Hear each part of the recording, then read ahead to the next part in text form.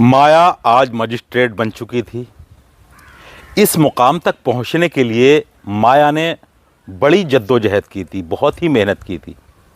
DM बनना कोई आसान काम नहीं है। जब माया ज़िला अधिकारी बनी और इस खुशी को उसकी कज़न बहन आशा ने उसके साथ सेलिब्रेट किया, जब उसको एक लड्डू खिलाया, उसका मुंह मीठा कराया, तो माया के आंसू रोके नहीं रुकते हैं। उसके आंसू छलक पड़ते हैं और फिर अपनी कज़न बहन आशा दीदी के गले लगकर तब तक रोती रहती है जब तक उसके दिल का गुबार नहीं निकल जाता। उसके बाप ने बहुत ही कम उम्र में उसकी शादी कर दी थी, महज 17 साल की उम्र में।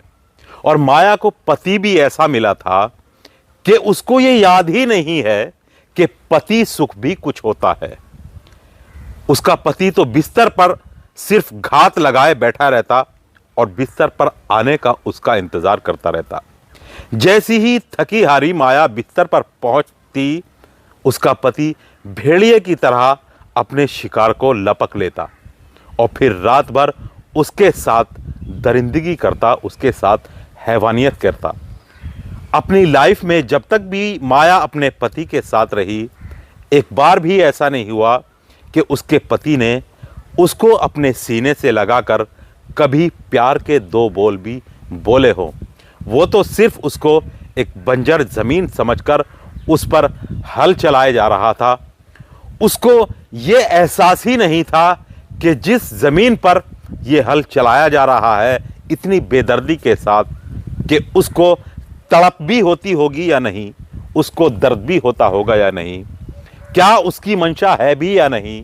बस उसे तो पूरी रात हल चलाना था और उस जमीन को जोत कर उसका सत्यानाश करना था। अब ये माया जो है वो आईपीएस अफसर यानी जिला अधिकारी, डिस्ट्रिक्ट मजिस्ट्रेट कैसे बनती है, ये जमीन से और आसमान तक का सफर कैसे तय करती है, ये बड़ी ही इंटरेस्टिंग कहानी है दोस्तों। आज आप मेरे साथ सुनिए दास्ताने जिंदगी में मध्य प्रदेश की रहने वाली माया की बड़ी ही हैरतनाक और एक सीख देने वाली कहानी आपको सुनाने जा रहा हूं और इंशाल्लाह उम्मीद करता हूं कि आप इसमें बोर नहीं होंगे। बस एक यही विनती कि आप प्लीज़ वीडियो को लाइक ज़रूर कर दिया करें। आपसे ये शिकायत है मेरी दोस्तों, लाइक बहुत कम मिल रहे हैं। क्या मेरा आपको ये संबोधन, मेरी ये वीडियो, मेरी ये कहानी आपको पसंद नहीं आ रही है? ऐसा हरगिज़ नहीं है। तो बस इससे ज़्यादा और कुछ नहीं, चैनल को सब्सक्राइब कर दें। जिन दोस्तों ने कमेंट किए हैं सबके नामों की लिस्ट मेरे पास है, बस सबके अभी नाम लूँगा। कहानी शुरू करता हूँ विस्तार के साथ। माया मध्य प्रदेश के एक छोटे से गांव में रहती थी। उसके गांव में जो स्कूल था वो सिर्फ 10वीं क्लास तक का ही स्कूल था। माया को पढ़ने लिखने का बड़ा ही शौक था और माया जब क्लास दर क्लास नीचे से ऊपर जा रही थी तो वो हर साल अपने स्कूल पे पहले या दूसरे नंबर पर ही आती थी। इतनी टॉप की पढ़ने वाली थी माया। 10वीं तक की पढ़ाई जब उसकी खत्म हुई तो अब उसको आगे पढ़ने की समस्या थी। उसके गांव से लगभग 7-8 किलोमीटर दूर की दूरी पर सरकारी स्कूल था 12वीं क्लास तक का। माया ने अपने माँ बाप से जिद करके उसमें दाखिला ले लिया, क्योंकि माया का बाप जो था बहुत ही गरीब था, आदिवासी थे। पूरा गांव ही, पूरी बस्ती ही आदिवासी थी और उस गांव में मेहनत मजदूरी करके ही लोग अपना भरण पोषण किया करते थे। माया के माता पिता भी मेहनत मजदूरी करते थे, इसलिए उनके अंदर इतनी भी हिम्मत नहीं थी कि वो अपनी बेटी को सही तरीके से पढ़ा सके। लेकिन बेटी ने जिद करके दूसरे गांव यानी 8 किलोमीटर की दूरी पर सरकारी स्कूल में दाखिला ले लिया। माया ने सरकारी स्कूल में दाखिला तो ले लिया था, लेकिन पढ़ने जाने के लिए उसके पास कोई साधन नहीं था। 7 से 8 किलोमीटर की दूरी पैदल तय करना बड़ा ही मुश्किल था। लगभग घंटा सवा घंटा उसको पैदल तेज चलने में भी लग जाया करता था। अब वो अपने माँ बाप से कहती है, माँ बाप भी अपनी बेटी की परेशानी समझते थे। बहरहाल जैसे तैसे करके एक पुरानी साइकिल कर्जा लेकर के उसके माँ बाप ने माया को लिवा करके दी। अब माया को इतनी सहूलत हो गई थी कि वो साइकिल से पढ़ने जाने लगी और फिर उसने इंटर तक की यानी 10वीं से आगे की 2 साल की पढ़ाई बहुत ही अच्छे तरीके से पूरे कर ली। अब उसकी उम्र 17 साल हो गई थी। इधर उसके माँ बाप को अब उसकी फिक्र सताने लगी थी। उनकी बेटी का सपना तो यह था, स्कूल में टीचर कहा करते थे कि बेटी बायोलॉजी से जिस तरह से तुम पढ़ रही हो और जैसी पढ़ने लिखने की तुम होशियार हो, तुम डॉक्टर बन सकती हो आगे जाके, इस पढ़ाई को कभी छोड़ना मत। और माया सपने देखने लगी थी डॉक्टर बनने के। वो सोचती थी कि मैं डॉक्टर बनूंगी। इसी तरह से वो अपनी पढ़ाई को आगे ले जा रही थी। इधर माँ बाप ने उसको शादी के बंधन में बांधने की ठान ली थी, क्योंकि माया के माँ बाप सोचते थे कि एक गरीब आदमी को अपनी बेटी के लिए अच्छा रिश्ता तलाश करने के लिए उसकी एड़ियां घिस जाती हैं, उसके चप्पलें टूट जाती हैं, लेकिन अच्छा रिश्ता इतनी आसानी के साथ नहीं मिलता। माया की पढ़ाई के आसपास के गांव में भी चर्चे थे। जब माया एग्जाम में पास हुआ करती तो फिर स्कूल में भी उसकी चर्चाएं हुआ करती, उसके चर्चे हुआ करती। पता नहीं किस तरह से एक दिन भोपाल के एक सेठ को माया के बारे में पता चला, तो वो माया के घर उसके बाप के पास माया का रिश्ता अपने बेटे पवन के लिए लेकर आ जाता है। जैसे ही घर बिठाए एक बड़े घर का रिश्ता, माया के पिता ने देखा कि घर चलकर जो आदमी हमारे पास आया है, बड़े शहर में बड़े फ्लैट में रहने वाला, इससे अच्छा रिश्ता नहीं मिलेगा। भोपाल से जो राम कुमार माया के लिए रिश्ता लेकर आया था, उसने यही कहा कि हमने सुना है कि तुम्हारी बेटी पढ़ने लिखने में बहुत होशियार है और हमें अपने बेटे के लिए ऐसी ही लड़की की तलाश थी। हमें माल दौलत जहेज कुछ नहीं चाहिए, हमें सिर्फ अपनी बेटी दे दो, इसके अलावा कुछ नहीं।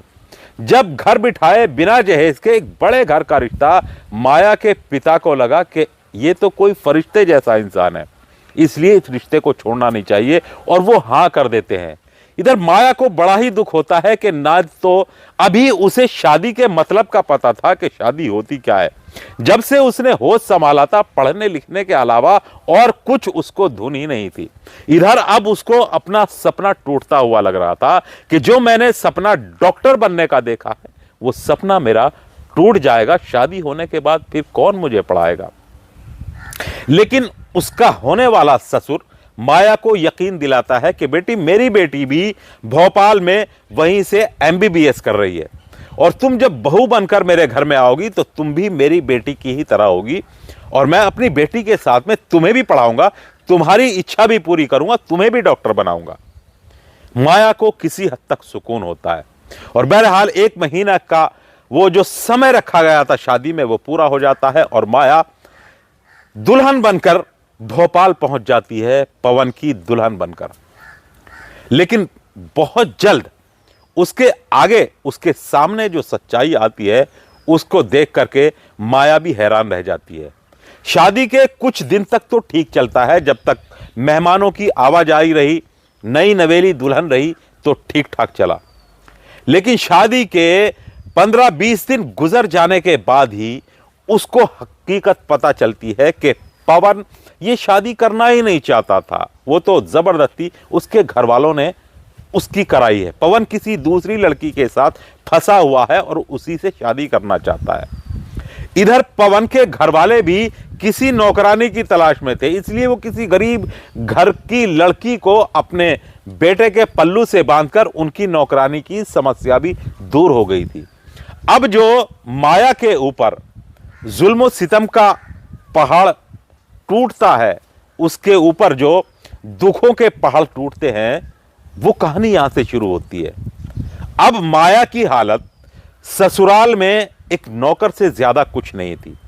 घर में 7 मेंबर थे, सास ससुर थे, माया का पति पवन था, उसके बहन भाई थे, एक उसकी दादी सास भी थी जो कि बीमार रहती थी और अक्सर आए दिन वो चारपाई पर गंदगी कर दिया करती थी। टॉयलेट भी उससे जाया नहीं जाया करता था, जिसकी गंदगी को माया ही साफ करती थी। उसे ही ये ऑर्डर था, हुक्म था कि तुम्हें दादी माँ की खिदमत करनी है, उनकी सेवा करनी है, उनकी सफाई सुथराई तुम्हें ही करनी है। माया सुबह से शाम तक काम करते करते थक जाती। सुबह उठते ही सबसे पहले घर के 6-7 लोगों के लिए नाश्ता बनाती, फिर दोपहर का खाना बनाती, घर का झाड़ू पोंछा करती, उसके बाद फिर सारे घर वालों के कपड़े धोती अपने हाथों से, और इसी तरह घर के काम करते करते उसको सुबह से शाम हो जाती। और जब हारी थकी वो बिस्तर पर पहुंचती तो फिर उसका पति घात लगाए बिस्तर पर किसी शिकारी की तरह उसका इंतजार कर रहा होता, और बिस्तर पर पहुंचते ही माया को दबोच लेता। वो उसकी इच्छा नहीं जानता था कि आखिर माया चाहती क्या है।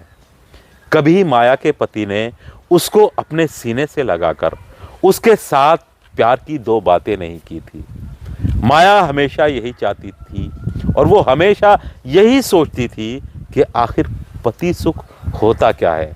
एक तो कम उम्र में माया की शादी हो गई थी, महज 17 साल की उम्र में। ऊपर से उसका पति उसे रात भर जानवरों की तरह रौंदता। कभी प्यार से उसने उसके साथ कुछ नहीं किया था। पॉर्न फिल्म देख देख कर, ब्लू फिल्म देख देख कर उसके साथ उल्टी सीधी हरकत करता, उल्टे सीधे उसको लिटाता, उठाता, बिठाता, जिस तरह से चाहे जी करता। माया चीखती रहती, चिल्लाती रहती। उसके पास रोने के अलावा और कुछ नहीं होता।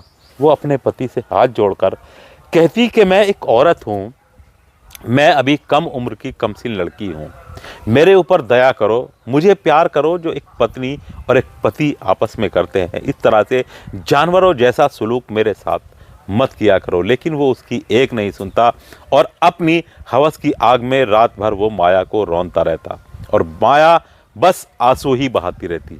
ये एक दिन का नहीं था, बल्कि हर रोज का यही मामला था, क्योंकि वो चाहता था कि किसी भी तरह से माया परेशान होकर उसकी जिंदगी से चली जाए। वो माया को इतना परेशान कर देना चाहता था कि माया थक हार कर वहां से भाग जाए, चली जाए। बहरहाल वो घर वालों के सामने उसका विरोध करने लगे, ताकि पवन का रास्ता साफ हो जाए और वो जिस लड़की से प्रेम करता है उस लड़की के साथ जिंदगी गुजार सके। वो माया को अपने घर वालों की नज़र में इतना परेशान कर देना चाहता था, लेकिन माया थी कि सब कुछ सह रही थी, सब कुछ बर्दाश्त कर रही थी। इन सारे जुल्म सितम को वो बर्दाश्त करती रहती और अपनी किस्मत समझकर सिर्फ आंसू बहाती रहती। अब वो क्या करती? अपने घर वालों से वो कुछ नहीं कहना चाह रही थी, क्योंकि उसके गरीब माँ बाप परेशान होंगे, दुखी होंगे। कई महीनों के बाद जब एक दिन उसके पिता उससे मिलने आते हैं उसके घर, तो इत्तेफाक की बात उसी रात में माया को पवन ने बेदर्दी के साथ पीटा था, और उसके जिस्म पर वो लगे हुए निशान साफ रात की बातें बयान कर रहे थे कि रात माया के पति ने माया को बड़ी बेदर्दी के साथ मारा होगा। जब सुबह को माया के पिता उससे मिलने आए तो रो रो कर माया अपने पिता से सारी बात बता देती है, और जब से वो इस घर में आई है अब तक का सारा उत्पीड़न अपने पिता को बताती है, और पिता से कहती है कि पिताजी अब बर्दाश्त नहीं होता, अब किसी भी तरह से मैं यहाँ नहीं रहना चाहती, मुझे अपने साथ ले चलो। माया के पिता कहते हैं कि बेटी मैं रात को तुम्हें आकर के ले जाऊंगा। उस वक्त वो फिर सब घर वालों से मिलने के बाद अपने घर चले जाते हैं। माया के पिता घर जाने के बाद सोचते हैं कि क्या बेटी को लाना सही होगा, और इस तरह की छोटी मोटी बातें किस घर में नहीं होती। पति पत्नी के बीच लड़ाई झगड़ा कहा सुनी हर घर में होती है। मैं भी माया की माँ को कभी कभी डांट भी दिया करता था, कभी उसको मार भी दिया करता था। ऐसा तो सब घर में होता है। इसका मतलब ये नहीं कि बाप अपनी बेटी को उसकी ससुराल से ले आए। अगर मैं अपनी बेटी को उसकी ससुराल से ले आया तो फिर समाज के ताने, लोग मुझे क्या कहेंगे, ये सारी बातें सोचकर पलटकर फिर माया को लेने के लिए उसके पिता नहीं जाते हैं। रात को 9-10 बजे तक अपने पिता का माया इंतज़ार करती है, लेकिन उसके पिता नहीं पहुंचते। अब माया सोचने लगी थी कि मेरे बाप ने भी मेरा साथ नहीं दिया, यहाँ मरने के लिए मुझे इन दरिंदों के बीच छोड़ दिया है। बहरहाल वो जब तक उससे होता रहा बर्दाश्त करती रही। इसी तरह से टाइम गुजरता रहा और माया 2 बच्चों की माँ बन गई थी। एक लड़की और एक लड़के को जन्म दिया। बच्चों के होने के बाद इसी उम्मीद में माया उस घर में सांस लेती रही। जिंदगी गुजारती रही कि शायद बच्चों के होने के बाद में उसका पति पवन सुधर जाए। लेकिन वो सुधरने वाला नहीं था। उसकी नड़न उसी घर में MBBS कर रही थी। माया पढ़ना चाहती थी, कुछ करना चाहती थी। जब वो उससे बात करने की कोशिश करती तो वो भी उसे झिड़क दिया करती और कहती कि ये महारानी बनेगी डॉक्टर। लेकिन उस घर में उसका एक देवर था जो उसकी कदर करता था, उसको समझता था। लेकिन उसका देवर अपने घर वालों के विरुद्ध जाकर वो कुछ नहीं कर सकता था, उसका खुलेआम साथ नहीं दे सकता था। वो अपनी भाभी को, अपनी बड़ी भाभी को अपनी मां समान समझता था और घर वालों के चोरी छुपके वो उसकी मदद करता, उसकी आप बीती सुनता और अपने दिल का हाल माया अपने देवर से बता दिया करती और अपने देवर से कहा करती कि देवर जी, मुझे पढ़ने लिखने का बहुत शौक है और मैं डॉक्टर बनना चाहती थी और मैं यहाँ यही सोचकर आई थी कि मेरे ससुराल वाले मुझे पढ़ाएंगे लिखाएंगे, मेरी भावनाओं की कदर करेंगे। लेकिन यहाँ तो उल्टा है। एक बात ये अच्छी की उसके देवर ने कि अपने घर वालों से चोरी चुपके माया को कुछ किताबें ला करके दी और कॉलेज में उसकी फीस भरी और BA में उसका एडमिशन कराया और माया ने वहीं से आराम से चोरी छुपे पढ़ते पढ़ते परीक्षाएं दी और BA की पढ़ाई पूरी की और BA पास किया। 2 बच्चों की मां हो चुकी थी माया। अब उससे बर्दाश्त होना मुश्किल हो गया था। उसके पति का रवैया नहीं बदल रहा था, किसी भी तरह से वो सुधरने के लिए तैयार नहीं था। फिर एक दिन माया ने एक खौफनाक प्लान बना लिया कि वो या तो खुद मर जाएगी या फिर उनको मार देगी। लेकिन ये भी उसके बस की बात नहीं थी। फिर माया ने सोचा, अगर तूने कोई ऐसा कदम उठाया कि खुद अगर मर गई तो फिर तेरे बच्चों का क्या होगा। कि बच्चों के बारे में जितना माँ सोचती है शायद और कोई इतना नहीं सोचता।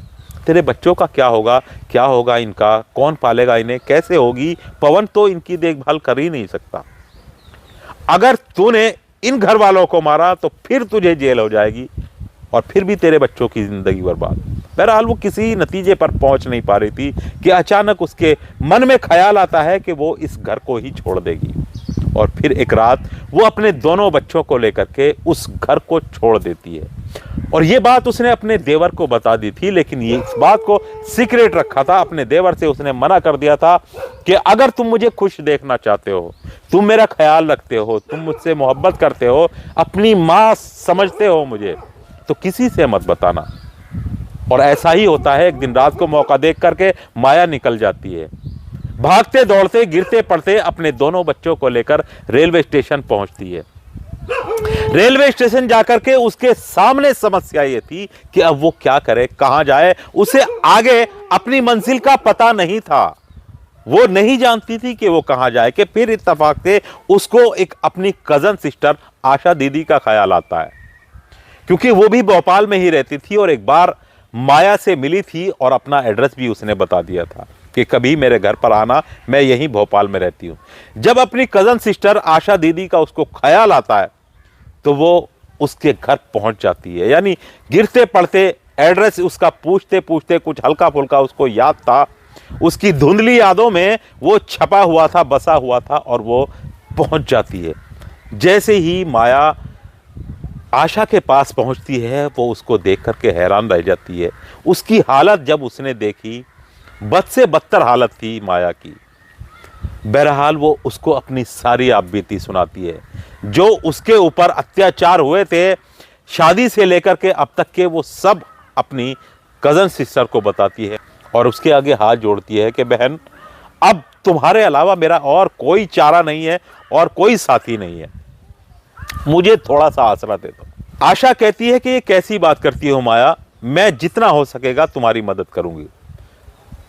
वो अपने भाई से कह करके और उससे इजाजत लेकर के अपने घर में माया को आसरा दे देती है। अब माया आशा के घर में रहने लगती है और आशा के घर में रह करके वो ये सोचती थी कि मैं आशा के ऊपर बोझ ना बनूं, इसलिए उस पर घर में रहते हुए उसने अपनी माँ के साथ सिलाई का काम सीखा हुआ था, कुछ सिलाई आती थी। इसलिए वो आशा से कहती है कि मेरा कहीं सिलाई सेंटर में अगर काम लगवा दो।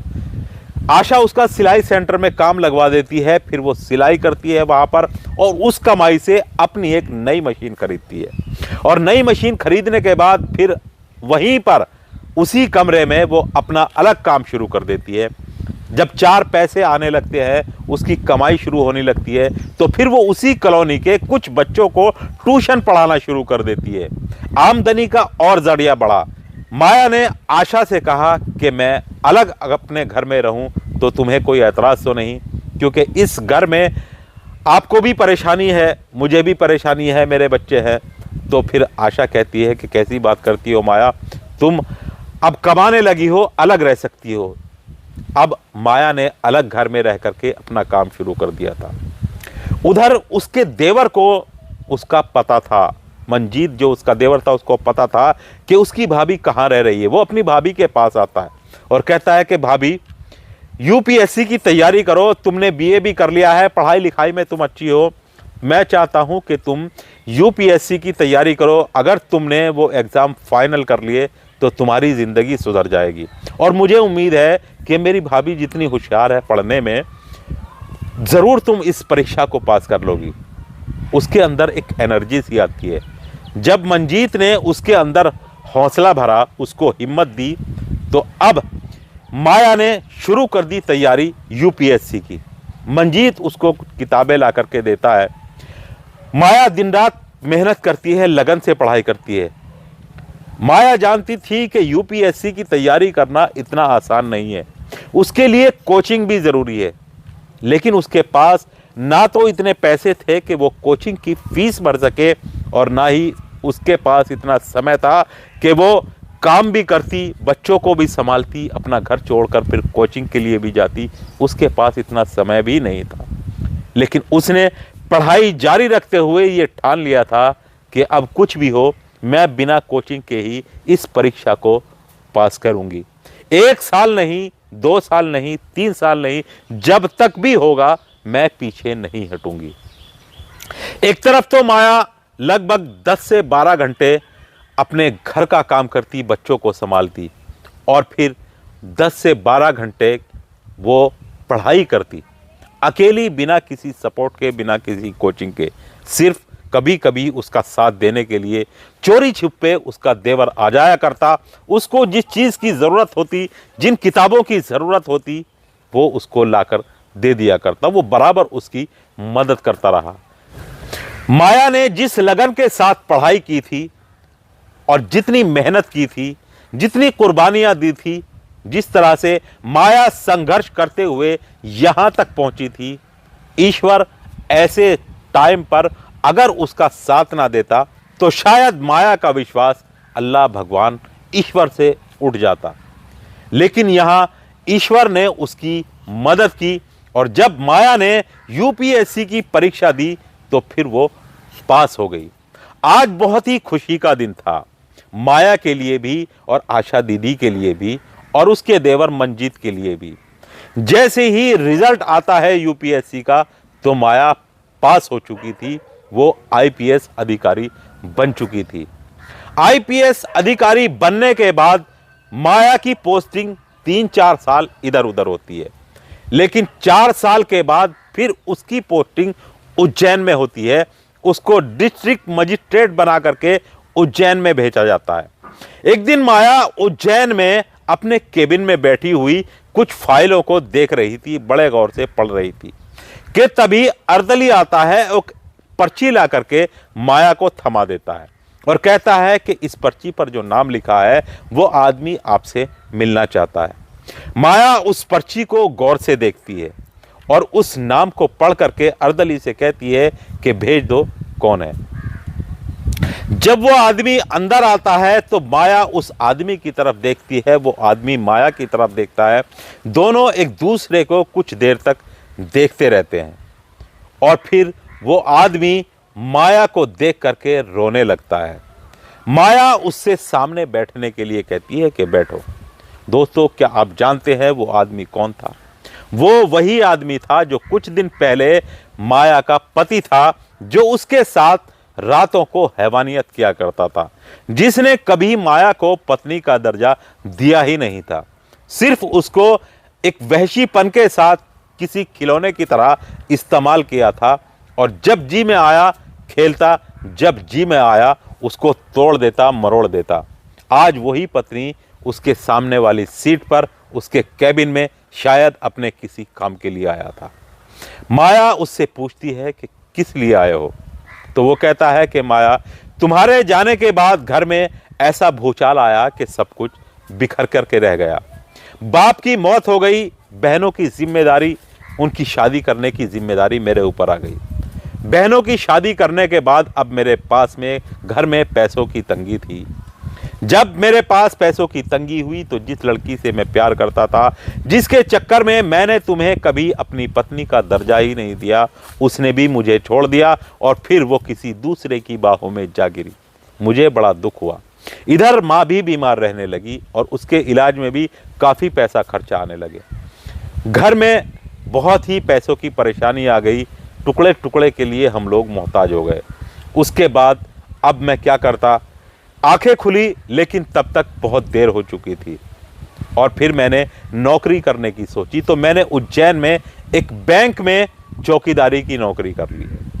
अब मुझे चौकीदारी करने के लिए एक बंदूक के लाइसेंस की ज़रूरत है, जिसके लिए तुम्हारे साइन की ज़रूरत है। सारी बात माया को वो बताता है, लेकिन उसके अंदर माया से इतना पूछने की हिम्मत नहीं कि माया हमारे बच्चे कैसे हैं, क्योंकि माया को उसने कभी पत्नी समझा ही नहीं था। आज वो चाहता था कि वह माया को कहे कि माया तुम मेरी पत्नी हो, मेरे बच्चे कैसे हैं, लेकिन उसके अंदर इतनी हिम्मत नहीं थी।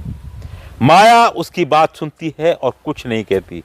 आज माया उस मकाम पर थी कि अब वो पवन को मिलने वाली नहीं थी। भले ही पवन की माया से तलाक नहीं हुआ था, माया को उसने तलाक नहीं दिया था। माया घर से भागी हुई थी, चोरी छुपे घर से भाग गई थी, लेकिन आज वो माया को अपनी पत्नी कह करके नहीं बुला सकता था। और माया ने भी कभी भी ये नहीं सोचा कि वो अपने पुराने पति के पास जाए। क्या करती जा करके?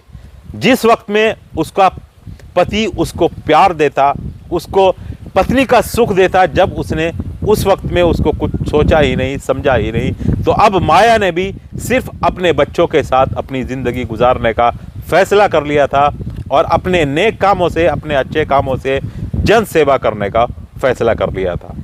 उसका पति पवन अपनी फाइल माया के सामने उसके आगे बढ़ा देता है।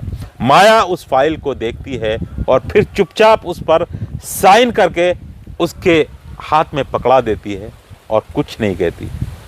पवन, माया का पति, उसके केबिन से निकलता है और चुपचाप चला जाता है। अब माया की ज़िंदगी सिर्फ जन सेवा के लिए और अपनी बच्चों की परवरिश के लिए ही थी। वो अपनी आशा दीदी का एहसान कभी ज़िंदगी में भूलना नहीं चाहती कि मेरे इस दुख में अगर किसी ने साथ दिया तो मेरी आशा दीदी और वो जो उसका देवर मंजीत था, उसने उसका साथ दिया था। उन दोनों आदमियों को अपनी ज़िंदगी में वो किसी देवता की तरह मानती थी, किसी देवी की तरह मानती थी। तो दोस्तों, ये थी आज की कहानी, जो बड़ी भावुक कर देने वाली कहानी थी, बड़ी ही चौंकाने वाली कहानी थी। दोस्तों, आज इस कहानी को सुनाते हुए मैं भी कुछ भावुक सा हो गया आखिरी पलों में। चलिए अब उन दोस्तों के नाम जिन्होंने कल से मुझे अब तक कमेंट किए हैं। वो दोस्तों, कमेंट करने वालों में जो सबसे पहले नाम आता है मोहम्मद इकबाल कुरैशी। और एक बार मैं आपको बता दूं कि नई लिस्ट जो बनेगी दोस्तों, वो कल से जो मैं स्टोरी में नाम लूँगा उसमें नई लिस्ट बनाई जाएगी। ये 3 दिन पुरानी लिस्ट चल रही है, क्योंकि रोज़ रोज़ मुझे भी अपने भी काम होते हैं बहुत से, रोज़ रोज़ मैं भी नई लिस्ट नहीं बना पाता। अब जो कल के लिए लिस्ट बनेगी उसमें उन दोस्तों के तमाम के नाम आएंगे जो मुझसे शिकायत करते हैं कि जी आज भी आपने मेरा नाम नहीं लिया, आज भी नहीं लिया, आज भी नहीं लिया। तो जिन दोस्तों की शिकायत है वो कल से पूरी हो जाएगी और नई लिस्ट बनेगी नए दोस्तों की। तो अब ये 3 दिन पुरानी वाली लिस्ट चल रही है, जिनमें लगभग 100-150 जो नाम है, मैं उनके नाम विस्तार के साथ ले रहा हूं। मोहम्मद इकबाल कुरैशी, सहारनपुर सतवीर, जिला मुजफ्फरनगर, यूपी से। अनिल माधोपुर जोधपुर से, अनिल माथुर जोधपुर से। ग्राम प्रधान अब्दुल मन्नान खान, गाजीपुर, यूपी से। पंकज कुमार सरथौली, शाहजहांपुर, यूपी से। फैसल शेख, आजमगढ़, मक्का से हैं। सुभाष भारद्वाज दिल्ली से हैं, प्रमोद सिंह सोनभद्र से हैं, मोहम्मद मार्शल हैं गाजियाबाद से, सतवीर राहत अली राजवीर बिहार खजूरी से हैं। और दोस्तों राजवीर सिंह पोसवाल एडवोकेट, उनका बेटा है रजत पोसवाल और उनकी पत्नी है ममता बैंसल बघौल, जो कि तहसील हसनपुर और ज़िला अमरोहा के रहने वाले हैं। और शिव बहादुर मौर्य, हिमांशु मौर्य, दिवांशु मौर्य जगदीशपुर अमेठी से हैं। गबरीला समूह के संस्थापक श्री गणपति सिंह भाटी जी, ये हैं पूनम नगर जैसलमेर राजस्थान से। और श्री केदारनाथ सिंह जी जो कि प्रतापगढ़ यूपी के रहने वाले हैं, वो मुंबई में रह कर के अब हमें सुनते हैं। और उसके बाद में आफरीन हयात सवाई माधोपुर और राजस्थान से हैं। उसके बाद में पूनम पंडित जी ये है नीलम रस्तोगी जी। और उसके बाद जो है वो है मोहम्मद तौफीक खान रायबरेली से, मोहम्मद फरीद सुरजीत कुमार पटना बिहार से, रमेश कुमार सादिक खान बेटा है, साहिल खान बेटी है, सिद्रा खान कुंदरकी से, और अनिल वर्मा आगरा उत्तर प्रदेश से, शफी उल्लाह उड़ीसा से, राजेंद्र कुमार सूरत से, और जी अब्दुल मन्नान खान ग्राम प्रधान शाहबुद्दीनपुर, ये हैं ज़िला गाजीपुर उत्तर प्रदेश से। और दूसरे अब्दुल मन्नान ये हैं ज़िला बिजनौर उत्तर प्रदेश से। और अब्दुल मोमीद रियानपुर कटिहार बिहार से। उसके बाद आते हैं जी दोस्तों, अब जो है मकरंद सिंह कुशवाहा जयपुर राजस्थान से, बिलाल सऊदी अरब से, अनामुल्ला सिद्दीकी इलाहाबाद से। तो दोस्तों जैसे कि मैंने आपको बताया कि कल नई लिस्ट बनाऊंगा, सभी दोस्तों के उसमें नाम लूँगा और एक सिस्टम के साथ जिन्होंने मुझे 4-5 दिन से नए दोस्तों इकट्ठे हो चुके हैं, सबकी लिस्ट बनेगी और फिर आपके सभी के नाम लिए जाएंगे। तब तक के लिए अपने भाई खुर्शीद अहमद भाई जी को इजाज़त दें। खुश रहिए मेरे दोस्तों, जहाँ भी रहो, आप परदेश में रहो, अपने घर रहो और हमेशा क्राइम से बचने की कोशिश करते रहो जितना भी हो सके। और मेरे लिए भी दुआ करते रहें कि मैं भी आपको इसी तरह से नई नई कहानियाँ सीख देने वाली आपको सुनाता रहूँ।